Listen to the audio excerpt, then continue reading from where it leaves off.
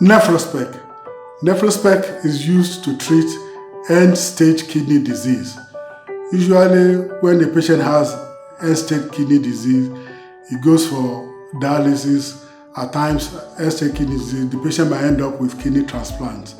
This can actually be avoided by using the Nephrospec.